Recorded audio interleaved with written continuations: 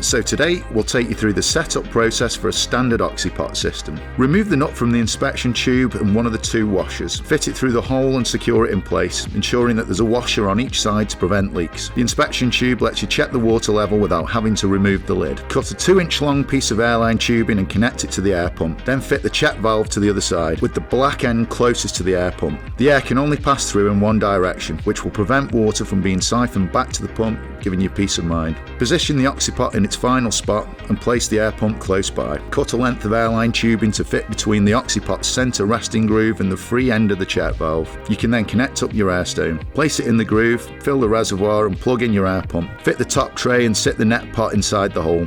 One quick word of advice: we always recommend that DWC growers take a look at Silver Bullet. It'll keep your tank sterile and prevent root diseases, which can be a lifesaver in the summer. For more information, check out our website or come and see us in store.